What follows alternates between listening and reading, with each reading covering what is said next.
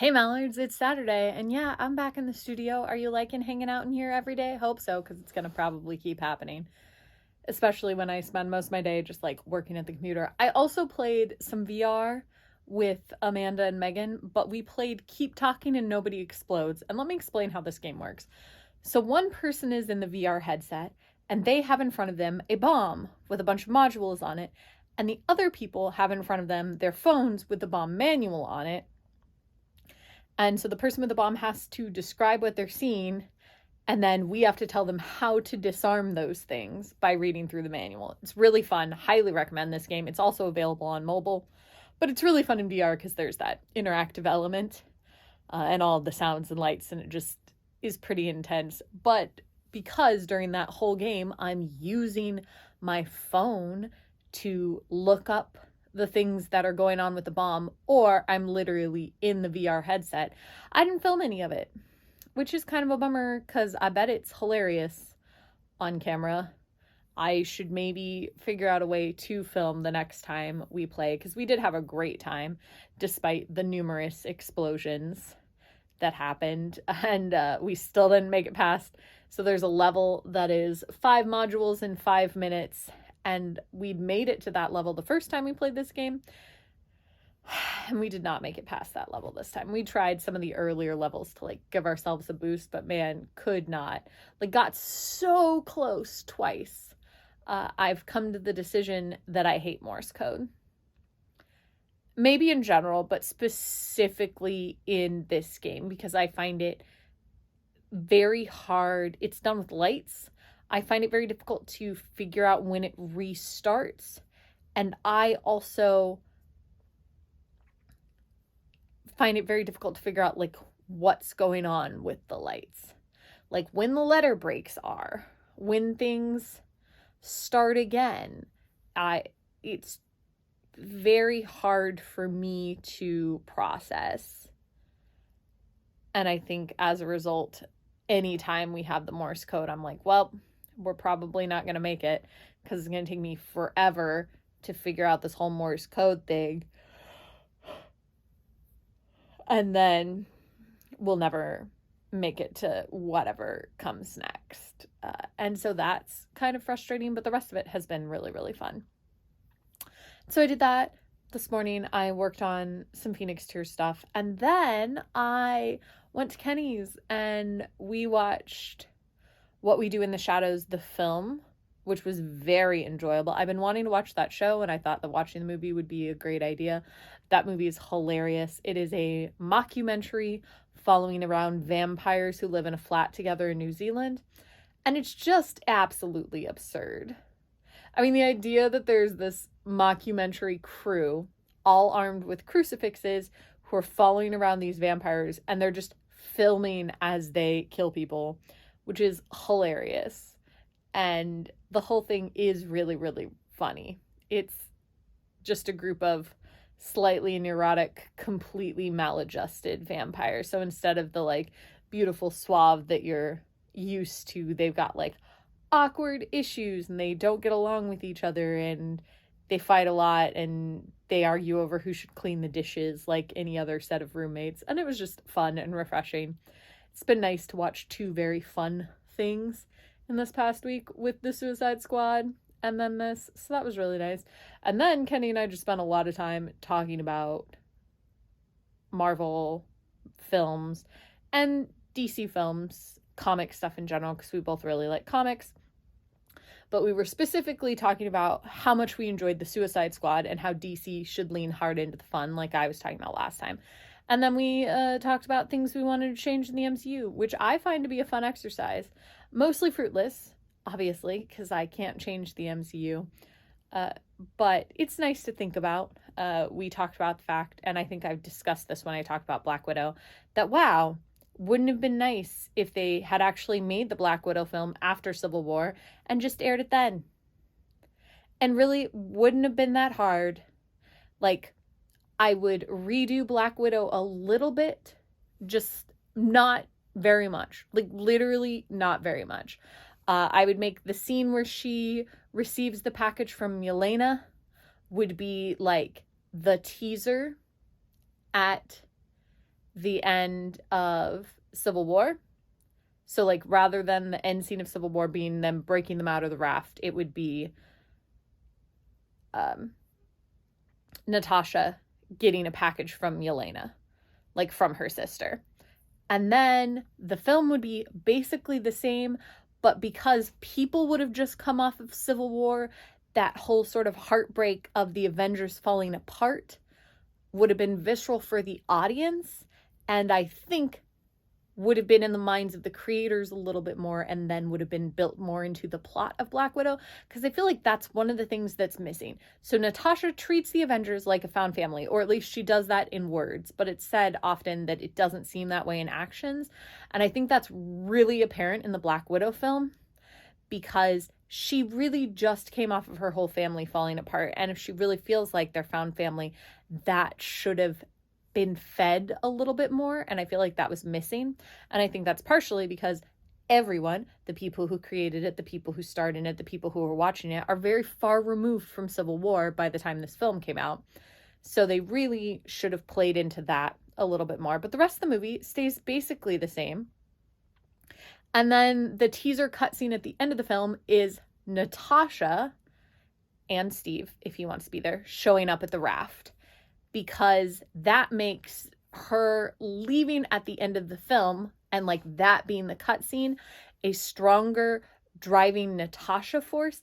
And this idea that she had the opportunity, she reconnected with her old family, with Yelena, and realized like building that up with them made her realize that she needs to fix her current family, which is the Avengers.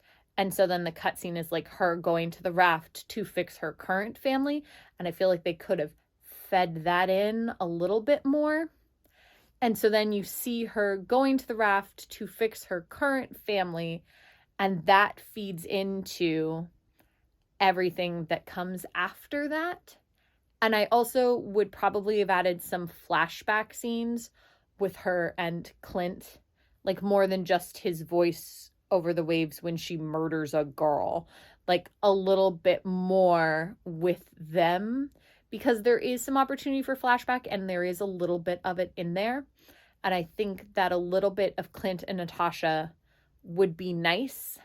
And then would, when you feed from Black Widow, because you would essentially feed from Black Widow into Infinity War. There's some films in between, so you've got your like Black Panther, but a bunch of stuff happens over there that is unrelated. And I think Guardians 2 is maybe in there. I can't remember, but I think so. Anyway, so you have those happening. But for the main Avengers storyline, it feeds into Endgame, and so her journey and then bringing her family back together sort of in Endgame, or at least like being a part of them again, could be nice. You could also have Yelena in Endgame if you felt like it, but I don't think it's necessary. Like, I don't feel like she needed to be brought in, but she could have been, and that would be interesting.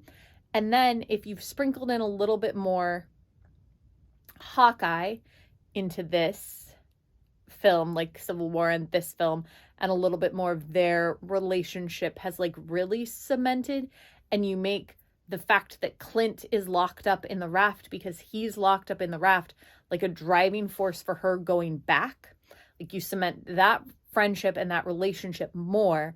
Then in Endgame, when Clint has gone off and Natasha has to go get him, like that carries a very different sort of heaviness. It's heavy now, but it would be bigger if we had fed that a little bit more.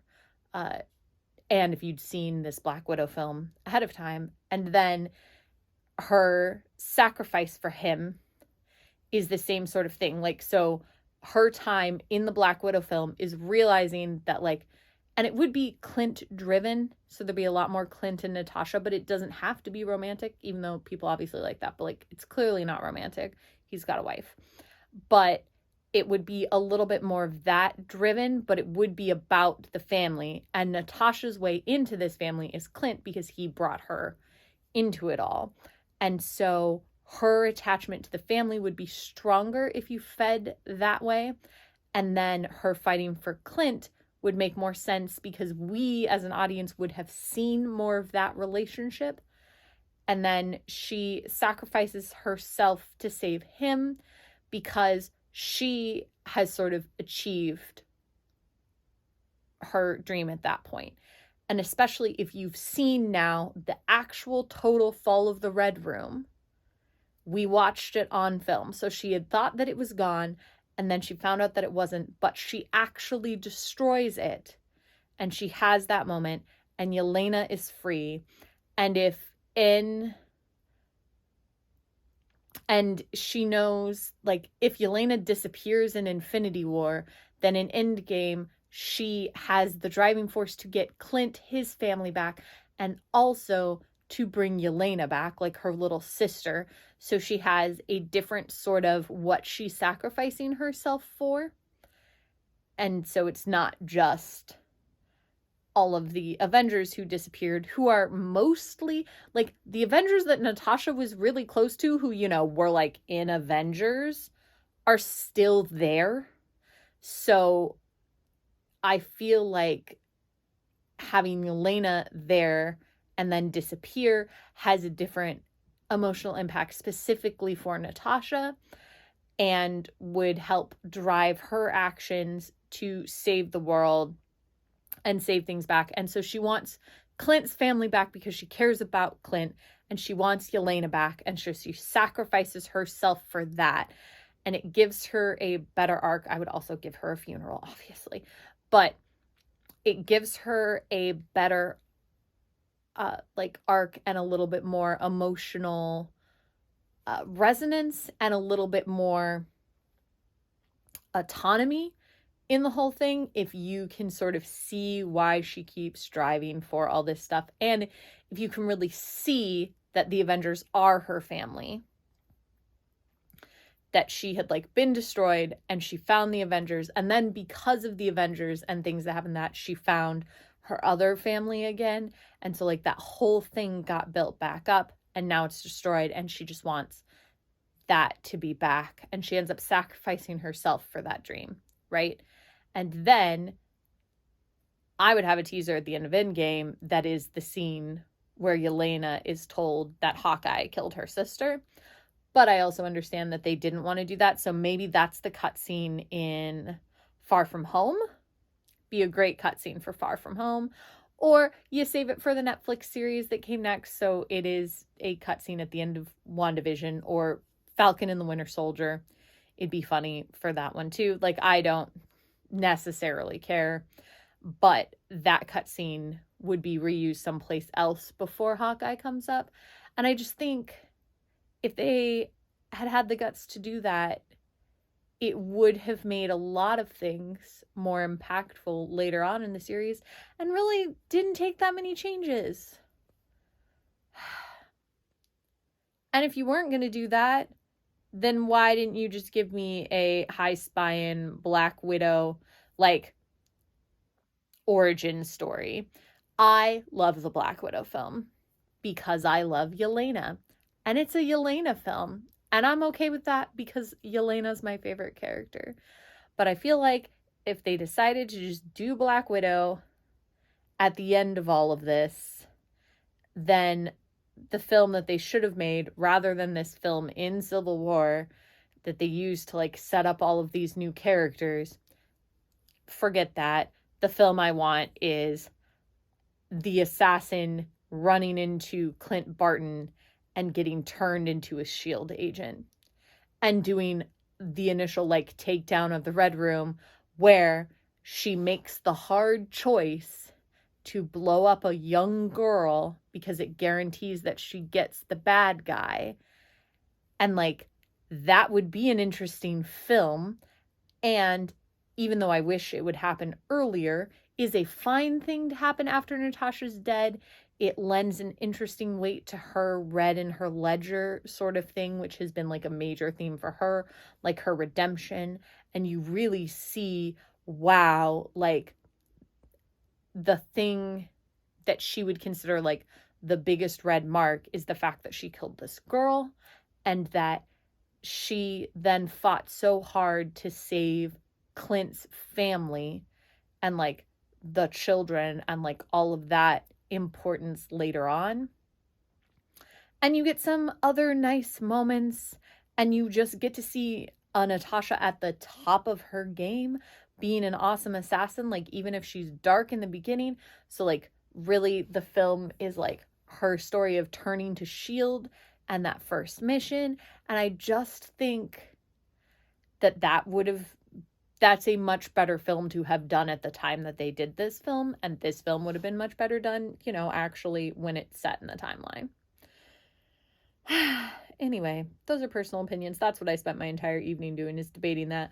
We also talked about how we would change Civil War and just general changes we would make to the MCU, which is a fun discussion. I like thinking about things that I would do differently, even though it's just a pipe dream. Like, the world is the way it is, but the multiverse exists, and so somewhere out in the multiverse, there's a Black Widow film that came out after Civil War and just exists. And somewhere in another multiverse, there is a place where they release the Black Widow film at the same time that they released this one, freaking 19 years after they should have. That's an exaggeration. And that film is the origin of Black Widow becoming a S.H.I.E.L.D. agent, which is equally fun. Because Natasha in the beginning of Avengers, beautiful. Like, that's a really fun scene. And I think seeing her at the top of her game as a Red Room assassin and then changing over to the good guys, and part of being a good guy is making that sacrifice. Like, one of the things she does as part of S.H.I.E.L.D. is something terrible, but then believing in the greater good and the better good she's going to do and washing stuff out. And then in this whole Natasha arc that you get to look at, you find out that she, and you could even weave Yelena into this version if you wanted to, because you could have like some previous Widow stuff, right? Or you could have like that fake childhood. So if you have that, still that fake childhood, some Yelena stuff in the middle, like the first time they get out of the Red Room, because it also like mentions sort of in this film that they like knew each other, right? So she gets out of the Red Room, she destroys the Red Room. We take it as it was destroyed then. Yelena is free, and you sort of get that, but she had to sacrifice this girl to it, but it was in order to save all of these lives, right? And then that's something that she's trying to bounce back from. And so then you have this story of a Natasha who was a brainwashed assassin, switched to the good guys, did something bad in order to end that problem, and like continued to make the hard choices for what she thought was a better world, and then finds out that S.H.I.E.L.D. has been ruled by Hydra the whole time. Like, I feel like that makes her journey in the world as a S.H.I.E.L.D. agent much more interesting. And so then she finds out that S.H.I.E.L.D. is bad, and that destroys all of those things that she's fought for, which means she has to find a new, like, North Star, a new way to point. And what that is Steve and the Avengers. And then the Avengers fall apart in Civil War. And so then what she has to focus on is the one person that she's been able to count on in all of this, which is Clint. And so she goes and gets him off the raft. And then we would have some more Clint in Endgame. And then his whole family is destroyed and he's gone off. So now it is her turn to save him in the way that he has like saved her through all of this. I don't know. Clearly, I recognize that the MCU is really Iron Man, the epic story. And I clearly want it to be Natasha, the epic story, which it's not, and that's okay. But man, they just did her dirty. They could have done so many different things. Anyway, I'd love to hear your wild and crazy MCU theories. I'm currently also following a girl on TikTok who is rewriting the entirety of Age of Ultron, who already actually rewrote the entirety of Age of Ultron, and she's talking through it in her TikTok, and I'm fascinated. Because I agree with her, that movie ain't great. And so it's fun to see her rethink and reframe and recalibrate Age of Ultron. And it's got me thinking a lot about rethinking, recalibrating, and reframing films that I love. So let me know if you have thoughts on that, and I'll see you tomorrow.